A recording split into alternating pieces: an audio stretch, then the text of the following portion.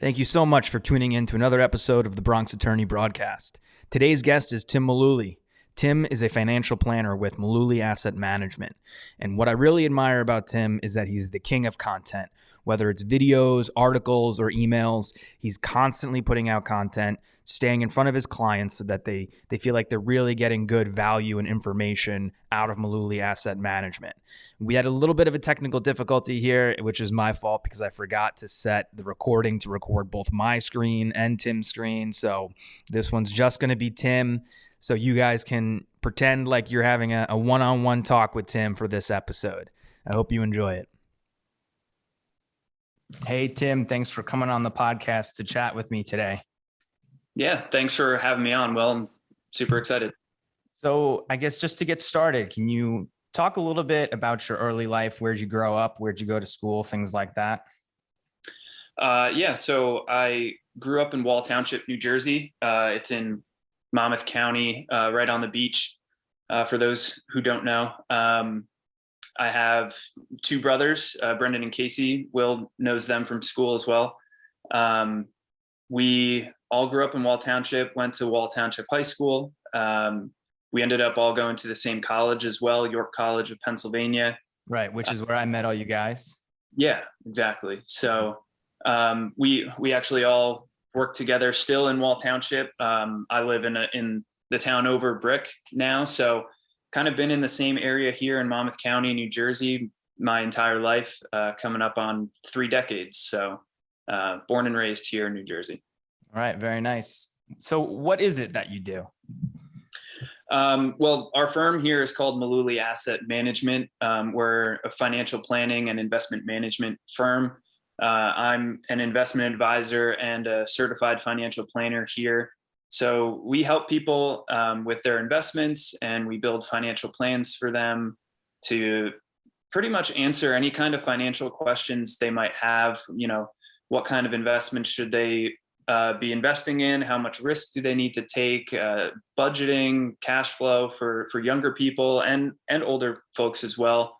Retirement planning, pretty much anything that falls under the financial aspect of your life, we can help you out with that. And that's what we do for our clients. I would say majority of our client base, a lot of them are, pre-retirees. Some people like that are in the prime earning years of their career and getting close to retirement. They want to make sure that they're on the right track, that they have enough money to retire, and that they're, going to be set.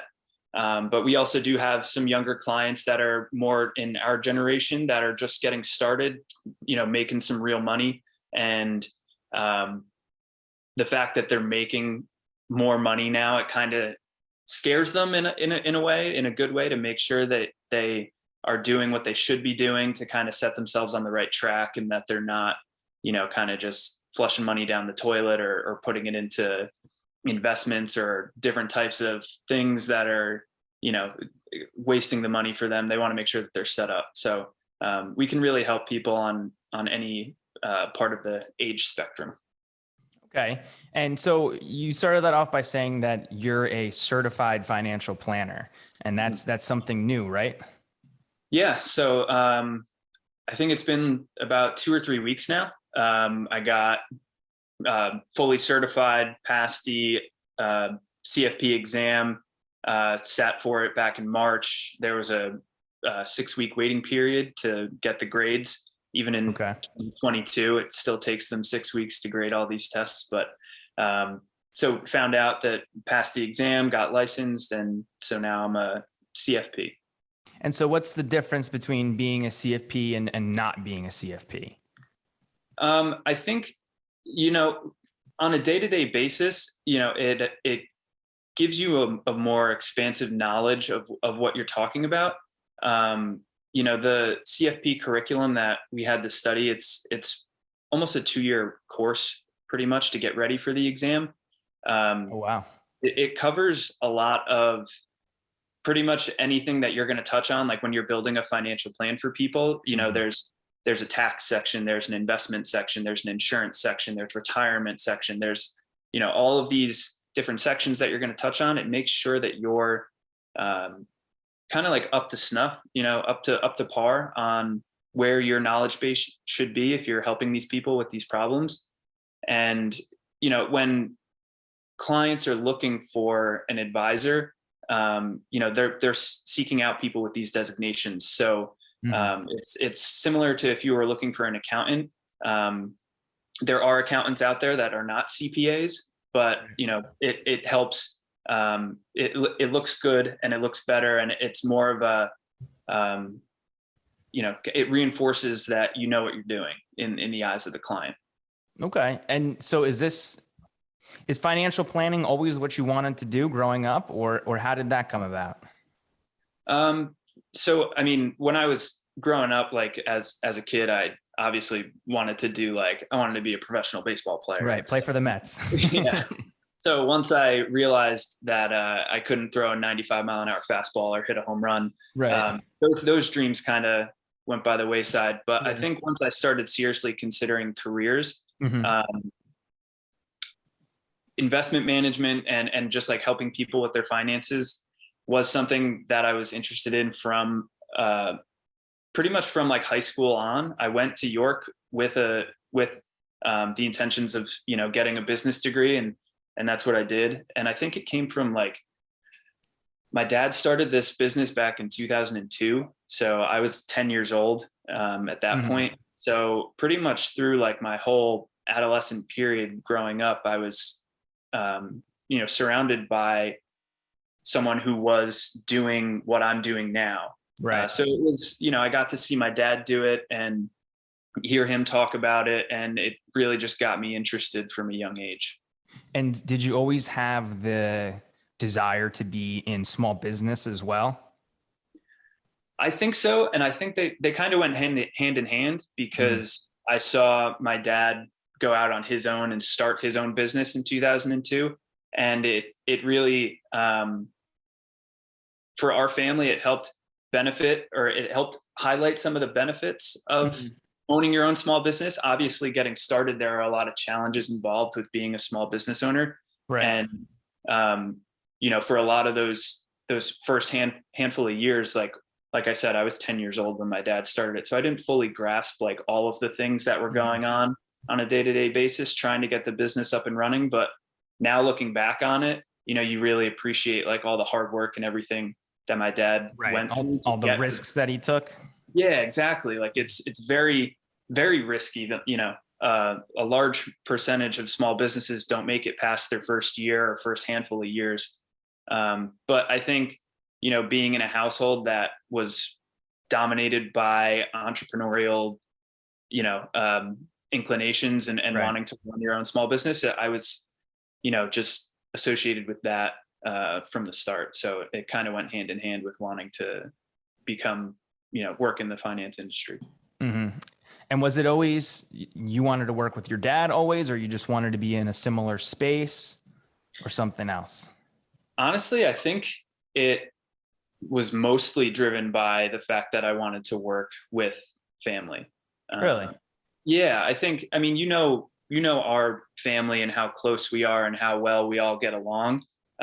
We were within 4 years of each other, the three siblings here. So we had all the same friends. We went to the same college. We pretty much did everything together. And for people on the outside, we get questions like, how can you even like stand each other, being around each other that much? Right. And it just, I don't know, it just works for us. So I think I've said to my dad in the past, it's like, look, if you were a carpenter or something, I probably would have wanted to, be a carpenter with you. Right. Yeah. I wanted to be in the family business. It just happened that, the family business was being an investment advisor. So, I think it was mostly driven by the fact that, the family, it's what the family did. So. Right. And then, so for people who don't know, who are all of the employees of Mullooly Asset Management? There's a very strict requirement. You have to have the last name Mullooly. Right. Not really, but it's worked out that way so far. So it's my dad, Tom Mullooly.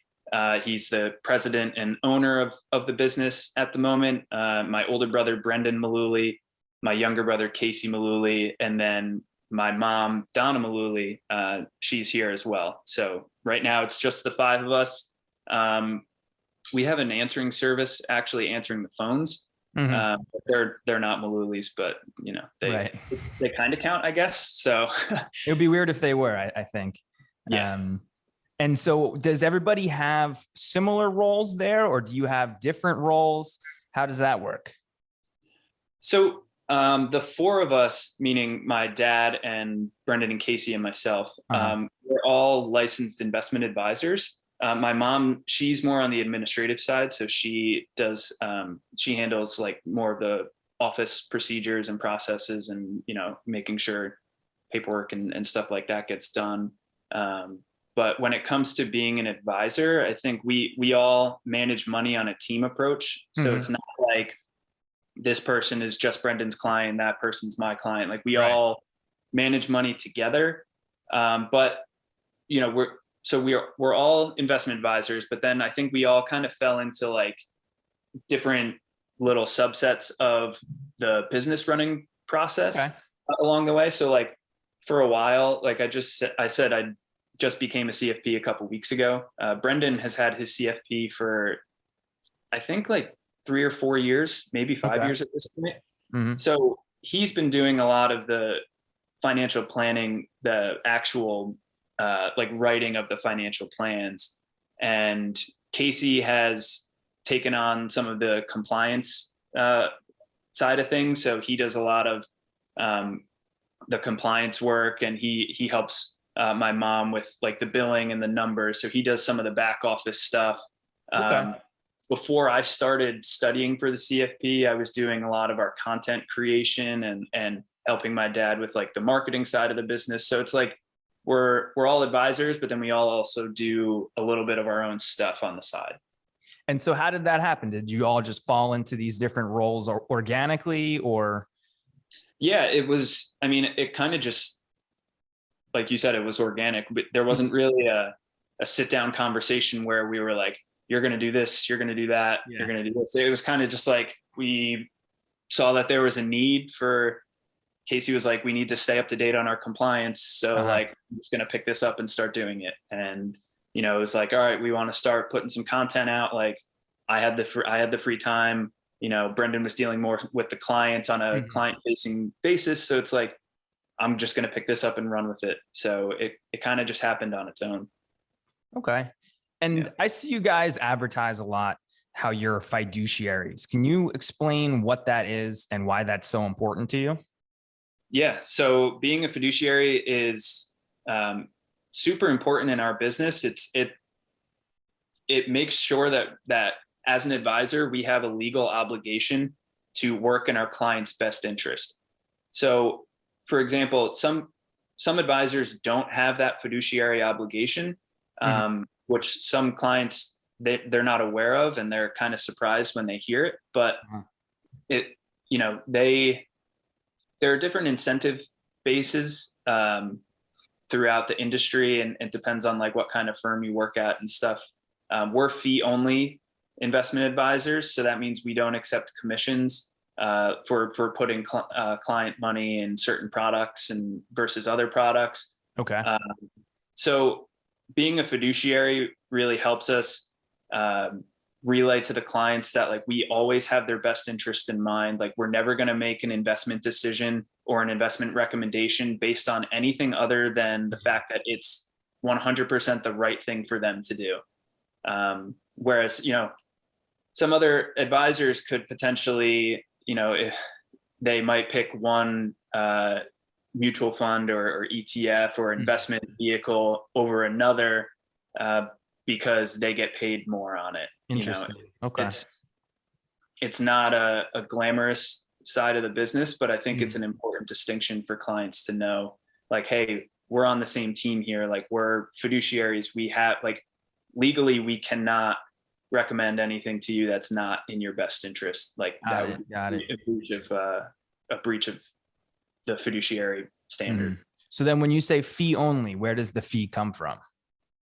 So it's based on the money that we manage for them. Mhm. So if your account is, let's say, $100,000, we bill on that account balance, Uh-huh. So again, we're kind of on the same side as the client in the sense that, we want to put them in the best investments so that they make money, because obviously you want to make money with your investments, but Right, right, also, if they lose money, we take a pay cut as well because then we're billing on less assets. right. So that quarterly fee is the only that's the only way we're compensated. We don't have any commissions. We don't have any deals or like kickbacks from investment companies to put client money into their products over another investment company's products. It's strictly just the AUM fee. All right. And then you were talking about how you started making content. What kind of content were you making and are still making?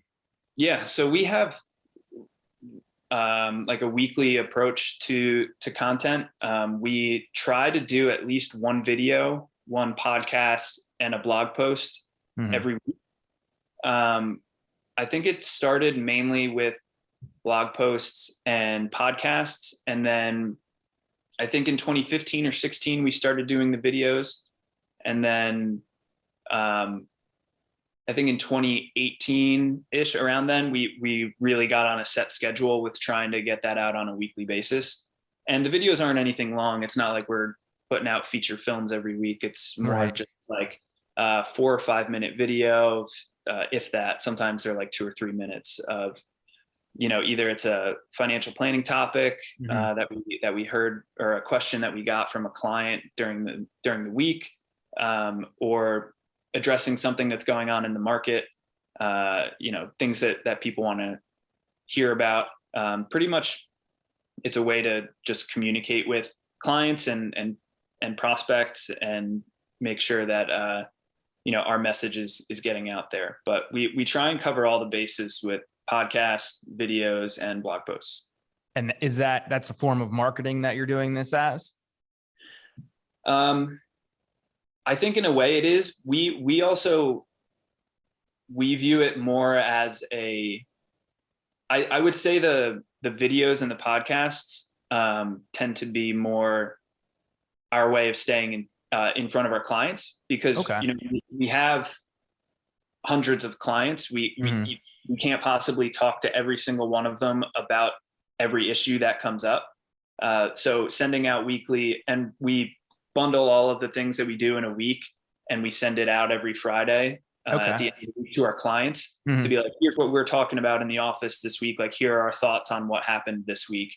So we use that as a way to stay in touch with our clients, to communicate with them, to further build the relationship and make sure you retain the clients. Yeah, So in a way, I guess it's kind of marketing to our own clients to make sure that they, stay around and that they hear from us all the time. Because I would say a majority of people that come into our office for a new meeting, most of them say that they're leaving their current advisor because they never hear from them. Interesting. So that's why, we kept hearing that in meetings, and it's like, we don't ever want to have someone say that about us. So we want to stay in front of our clients as much as we can. And so I know you were saying that you represent people, or you advise people who are all ages. Is there, a specific amount of wealth that people need to have, or a specific career that they need to have in order to invest with you? A specific career? No, we can help anyone in any line of work. In terms of the amount of wealth that they have, we have two ways that we can work with people. The fee approach that I talked to you about before, that starts at, we call that our AUM model. That starts at 250,000. Okay. So then if you have $250,000 or more to invest, for us to manage, then we apply the AUM model, where it's a quarterly percentage. It starts at 1% and it goes down as the account balance goes up. Okay. And then for people that have less than 250,000, we created what we call our subscription model. It's, we do all of the same work. The service is the same.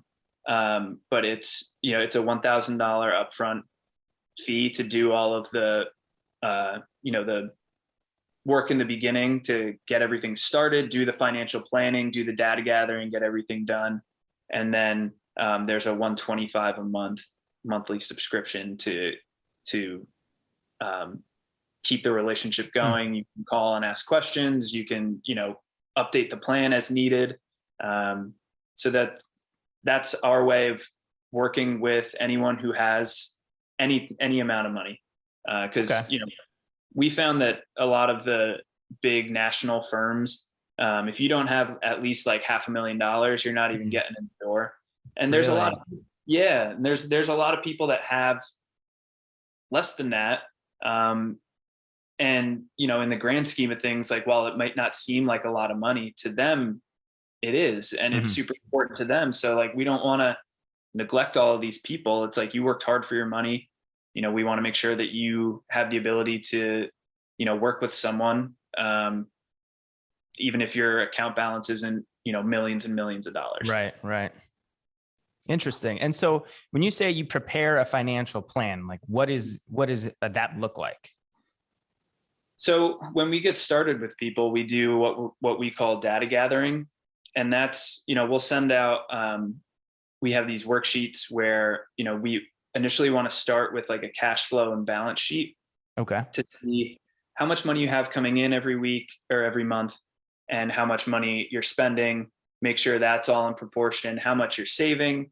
And then kind of go from there and tackle, how much you can be investing, how much should you be investing, where to invest. So the financial plan really covers everything from, budgeting on a monthly basis to all of your investment decisions, to retirement planning, the tax implications of those investments.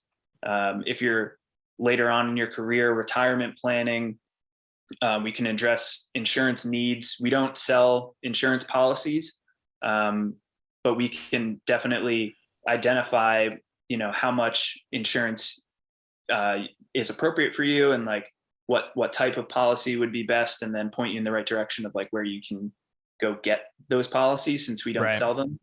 And so the financial plan really covers all of those different categories.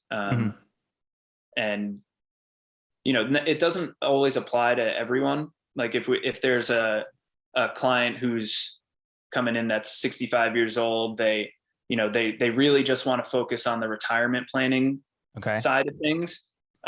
We can tailor the conversations to pretty much address, what's most concerning to them at the time, and then always circle back to any other questions that they might have after that. Okay. And do you find yourself working with a lot of other professionals for people when they're, figuring out what to do with their, with their wealth? Yeah, I think the main, we'll talk a lot with people's accountants and attorneys. Okay. Mostly accountants. The relationships that we have with attorneys, it would mostly just be pointing them to them to get like the estate planning documents drawn up, and things like that. We don't typically have too much back and forth with attorneys unless it's dealing with an estate issue or something like that. But we talk with people's accountants all the time when it comes to taking money, drawing money from their retirement accounts, thinking about capital gains, and selling investments, and where to put money, and should it be in a tax deferred account, or should it be in a taxable account. There's a lot of different investment decisions that have a lot of tax implications. So we work with accountants quite a bit. Got it. And so, you do all this weekly content creation, but you also had a podcast for a very long time. How many episodes did you do? I don't know the exact number, but I think it was like close to 110. Wow. We definitely got over 100. I remember having like a big 100th episode. But I think for your 100th. I think it was a solo episode, actually. Oh yeah. As conceited as that is, but Yeah, I think it fizzled out shortly after that, because that's when I really started cracking down with studying for the CFP exam. And, it was right around when the pandemic hit in 2020. So as advisors here, like things got pretty crazy, and just our day-to-day life didn't allow for the time to record podcasts. And plus, a lot of the guests that I were talking to were also in the same boat, because I talked to a lot of financial professionals, and a lot of people were super busy during that time as well. But now that I'm done with the CFP, who knows, maybe it's something I can pick I'm back gonna start up. it back up. Yeah, go And back so for round two. how did you find people to be on your podcast? It started, so there was two ways that I found guests for the podcast. I talked to a lot of the local business owners around here. We have a chamber of commerce in town, so I would go to, and we're members of the chamber, so I would go to the chamber meetings and talk to people and say, hey, if you're a business owner, like, do you want to come on the podcast and talk about your business, talk about how things got started, kind of similar to what we're doing here. Okay. And then also, financial Twitter is a pretty big community. Okay. So we on Twitter, there are hundreds, if not thousands, of advisors out there, there's a whole network of people. We all follow each other and communicate every day. People write blog posts and share content and bounce ideas off of each other. And, you almost start like an online community, and you make friends that you've never really met in person before, right, but through Twitter. So, I had a lot of contacts that I met on Twitter, and I would just send them DMs or emails and just say, hey, like, I liked your post on this. Do you want to come on the podcast and talk about it? So it was a lot of authors, people that were writing financial books, okay, and bloggers, and people that were making content in the financial industry. I asked them to come on the show and pretty much just like talk about their work and what they were doing for people. Okay. And so what was your process like to prepare to host a podcast? So I like to be, when I would do it, I would tend to be over prepared. I would always get a lot of feedback from people like, oh, wow, this is like, I've done a lot of podcasts before, but like, I've never really, like, the outline that I would send people was, I would make up a lot of questions and stuff for them. And not that I would just, read from the question list, the conversation would flow naturally from there. But, I always wanted to be prepared to make sure that we had enough to talk about. So if it was an author, I'd read through the book and pick out different topics, different chapters and different points from the book, and ask them about that. And, just start like a larger conversation about what the book is about, the process of writing the book, the behind the scenes, all the research and things that went into it. Same thing with bloggers and advisors. Just asking them about their process and how, they help people. What do they do? What's kind of unique about them? And for people that wrote blog posts, it was just, reading through all of their blog posts, picking out which ones I liked the best, and just asking them about that. I would dig back, some of these people, I would dig back like years and years and just find, really, like, yeah, I would find like small, short little blog posts that like didn't have a lot of comments or anything, but like I thought was super interesting. So I would ask them about that, and they'd be like, oh my God, like I didn't think anybody read that, or like I don't even believe that anymore. Yeah, yeah, exactly. So changed my mind. Yeah. So that's what I would do to get prepared. Yeah. So when's your book coming out? Oh, I don't know.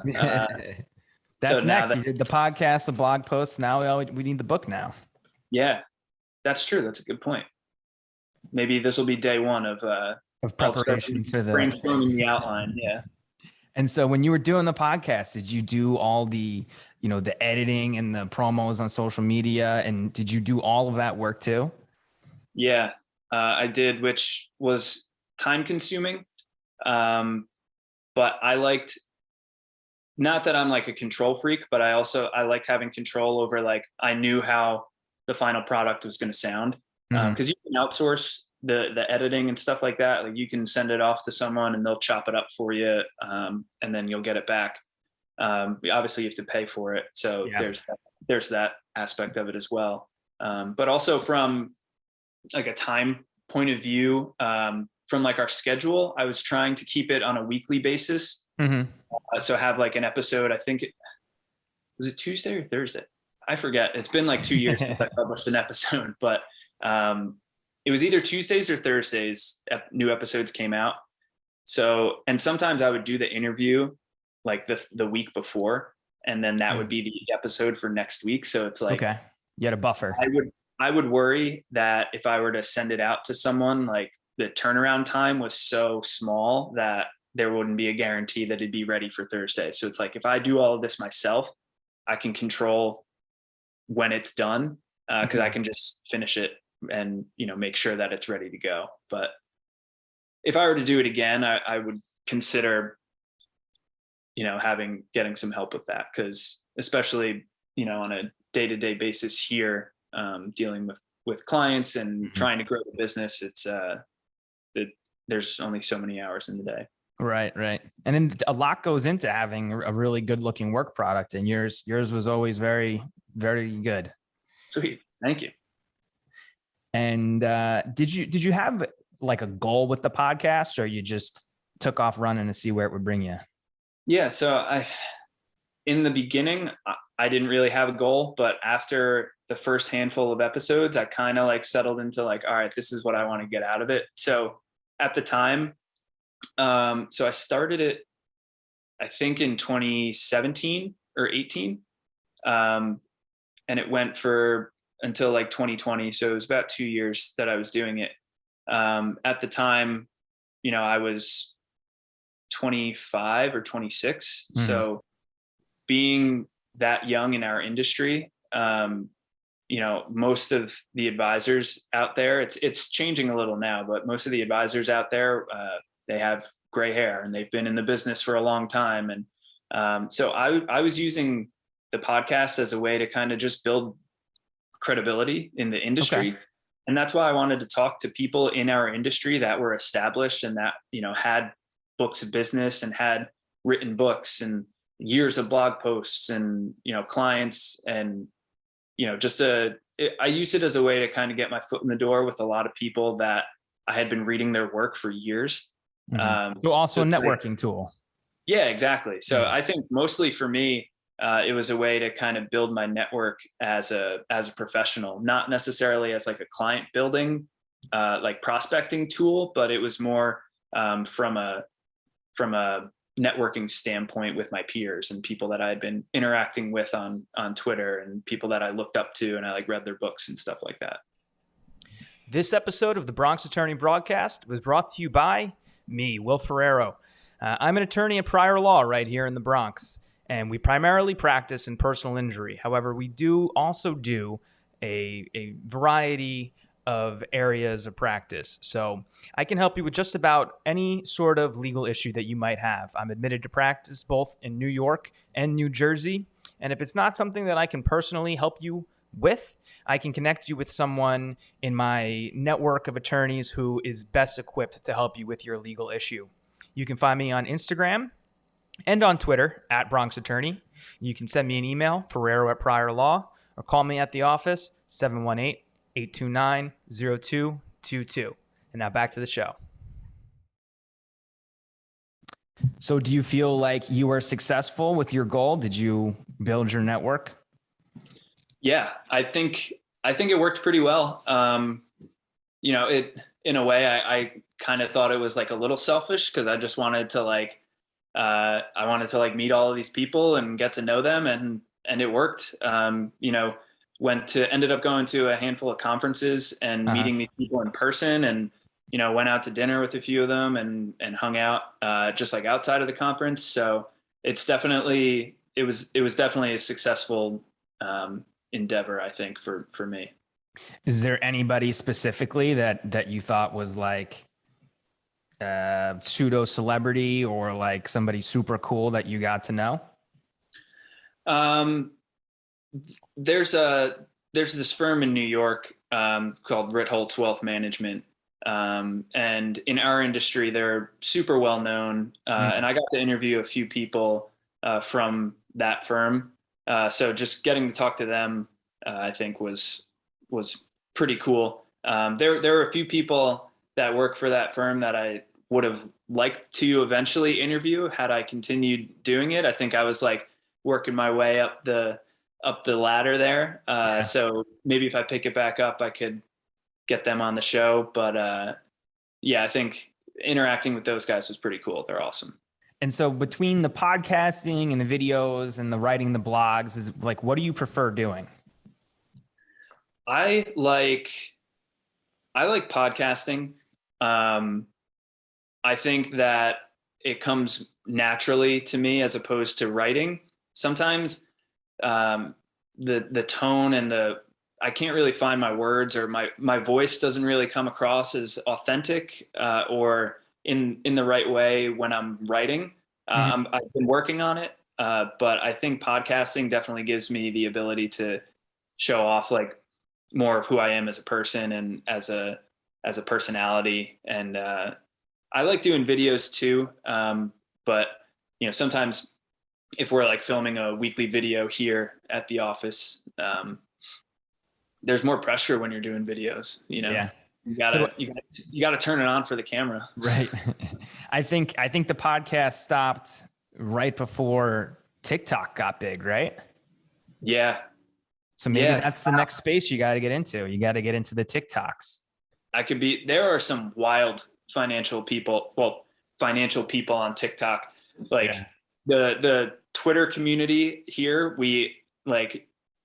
I feel like every week there's like another, like, here's how I made $1 million, like doing this crazy thing. And like, right. Yeah, it makes its way to Twitter and we're all just like, people kind of grifting. Yeah. It's insane. So hey, maybe I should do that. I don't know. Have the financial dance of the week. Yeah, exactly. And then, so I was reading on your website that you've gotten into the operations side of the business too. Is that accurate? Yeah.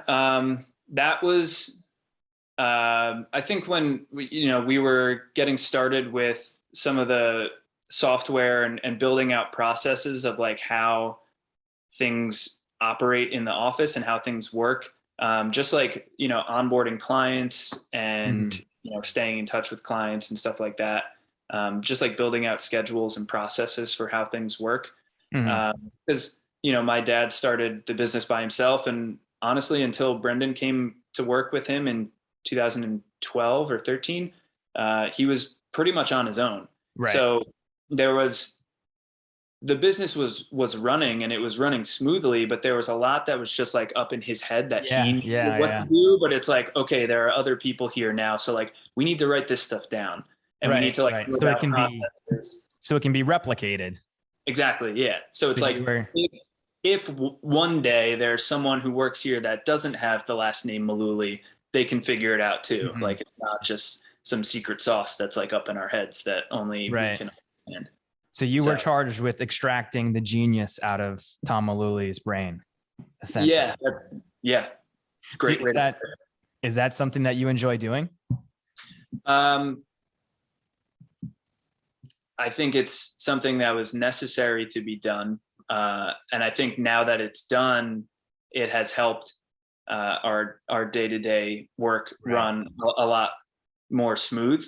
But I mean, was it fun? Not particularly, but it was a lot of, we have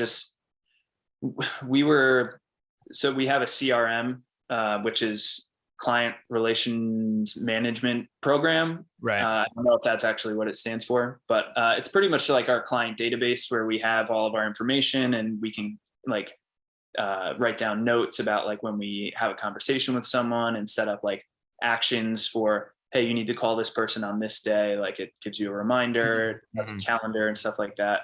So when we were trying to decide which program was best for us, I did a lot of the trials, like the free demos and figuring out which one worked best for our business.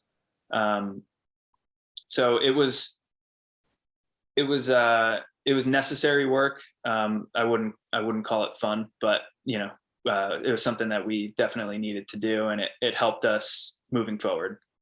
Got it. Yeah. I feel like those kind of things are like fun to a point until then it's like you have to repeat it over and over again. And then you're like, okay, maybe. Yeah. Sometimes it's like there's the programs are set up a certain way, but it's like we do things, we might do it like a little differently than like the way that it's supposed to run in the program. So it's like kind of messing with the little nuts and bolts in the software to like get it to adjust to like how we do things. So like that became a little bit tedious because it's like this action isn't showing up like where it's supposed to on this day. Like which button am I clicking wrong? And it's like it can get frustrating, and you got to deal with tech support and all that stuff. But yeah, I feel like that's the future though. We might have to get used to this stuff.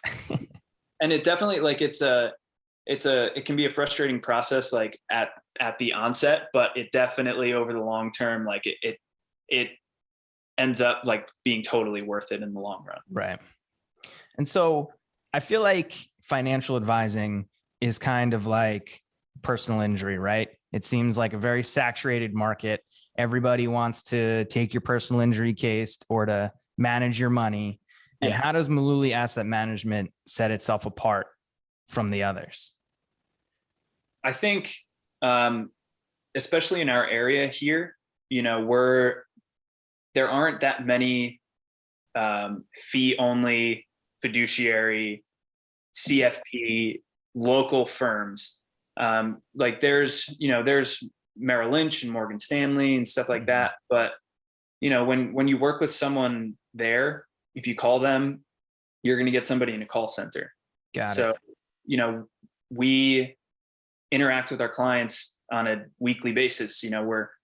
We're staying in front of people when, other advisors tend to hide if things get bad. We've had a rough start to the year in the market this year, and, we're not shying away from our clients. Like we're talking to them, we're being, open and honest about what's going on. And, we don't want to hide. So I think from a service standpoint, we definitely provide a more personal touch than some of the bigger firms out there. And, like we talked about before, I think just being a fiduciary and having that legal obligation to always work in your client's best interest.